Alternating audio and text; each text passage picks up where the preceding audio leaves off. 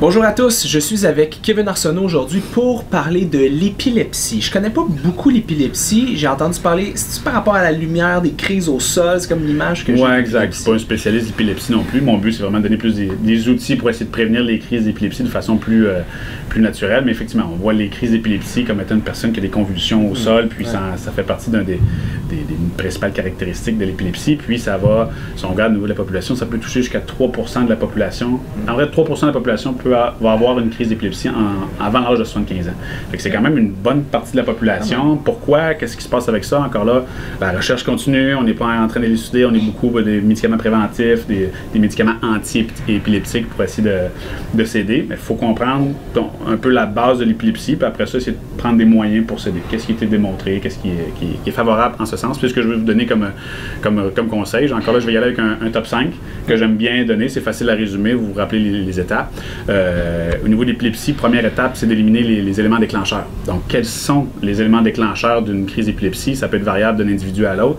Ça peut être un manque de sommeil qui va être présent. Ça peut être une hypoglycémie. Donc, si vous ne mangez pas vos collations, vous espacez vos repas. Ça peut être une déshydratation. Si vous ne buvez pas assez votre eau, ça peut être une déshydratation au niveau cérébral qui va venir engendrer une crise d'épilepsie. Ça peut être un stress. Puis le stress va être capable d'être atténué aussi si vous faites de l'exercice physique. Donc, si une personne qui est épileptique, faire de l'activité physique va aider à diminuer le déclenchement des crises.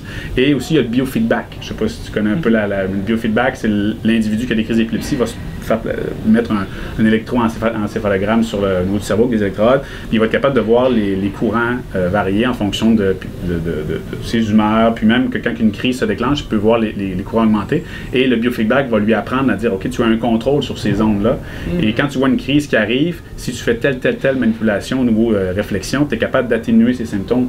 Et on voit une diminution de 75% du nombre de crises chez les personnes qui maîtrisent bien le biofeedback. C'est-à-dire que quand ils sentent une crise arriver, ils vont se focaliser pour essayer de diminuer la fréquence des ondes au niveau cérébral. Puis les crises vont diminuer. Fait que on voit que c'est quand même un élément qui peut être bien fait. Donc, à ne pas négliger. Ça peut être de l'aspartame aussi, qui se retrouve beaucoup dans l'alimentation. Les preuves ne sont pas concluante au niveau clinique. Il n'y a pas rien de clinique qui a été fait, mais il y a beaucoup de preuves en laboratoire, etc., qui démontrent que l'aspartame a une nocivité au niveau du cerveau.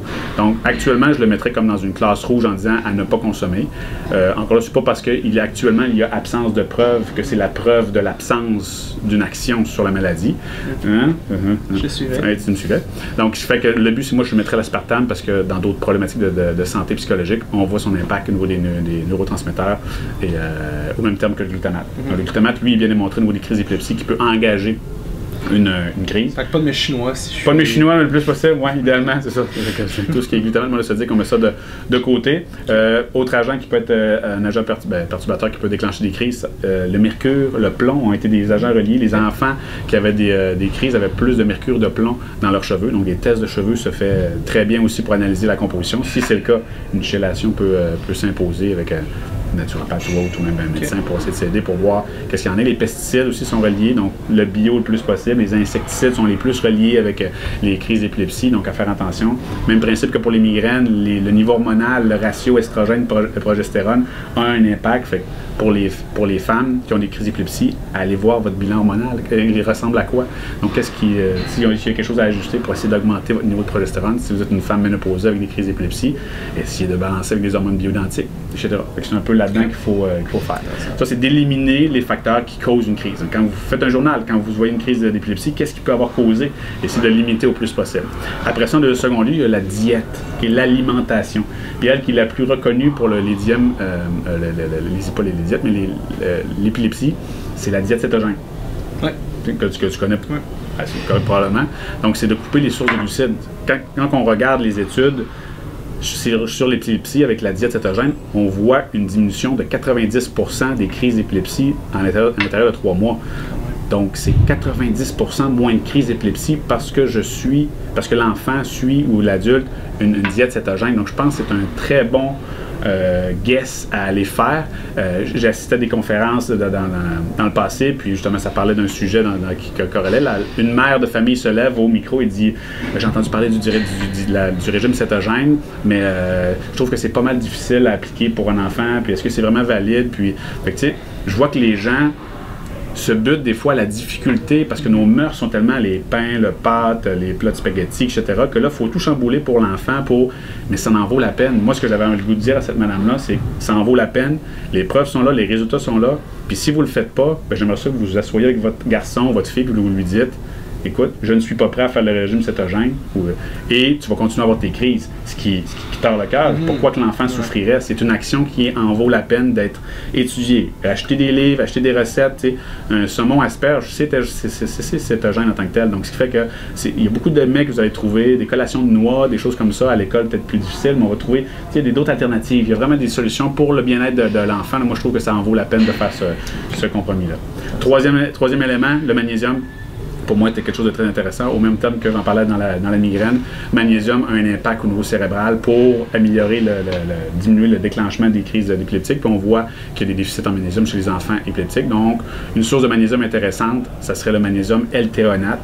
Donc, cette forme de magnésium-là permet de passer au niveau du cerveau plus facilement que les autres. Pas plus facilement, c'est le seul qui est capable de passer de l'autre côté au niveau du cerveau. Donc, on prioriserait celui-là pour aider les gens épileptiques.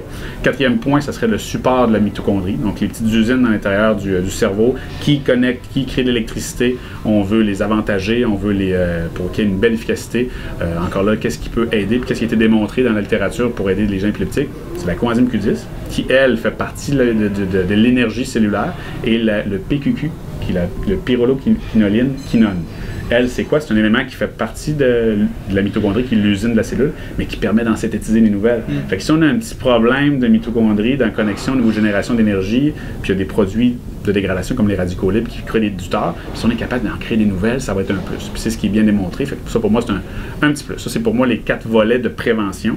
Donc, éliminer les éléments déclencheurs, faire une diète cétogène, prendre du magnésium en raison, mettons, de 600 mg tous les soirs, et d'intégrer des éléments comme la coenzyme Q10, 300 mg par jour, et le PQQ qui serait à 20 mg par jour pour s'aider. Le 5e point, c'est quoi? C'est que si les enfants ou les adultes prennent des médicaments anti-épileptiques, il faut juste savoir que le médicament se fait dégrader par le foie, par le P450, et quand la dégradation se fait rapidement, la vitamine D, il passe aussi, il se dégrade plus rapidement. On remarque une diminution de la vitamine D chez les gens qui prennent des médicaments. Si vous prenez des médicaments, augmentez votre valeur de vitamine D. Chez un adulte, c'est 5 à 8 000 unités internationales par jour. Chez un enfant, c'est 50 UI par livre.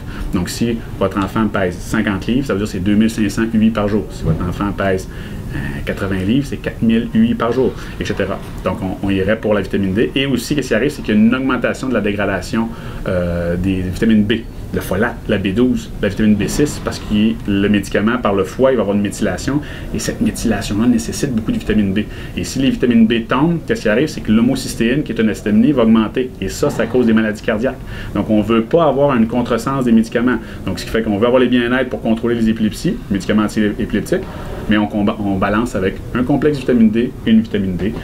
De là l'importance d'aller chercher même une multivitamine. Puis même avec une diète cétogène, faut complémenter avec une multivitamine là, parce que il va manquer de fruits, de variétés. Donc, c'est un bien-être pour diminuer le nombre de crises d'épilepsie, mais il faut juste être intelligent là-dedans. Donc, on a une bonne diète qui est adaptée pour la maladie, mais on complémente avec des bons suppléments alimentaires pour contrer les déficits qu'il pourrait avoir.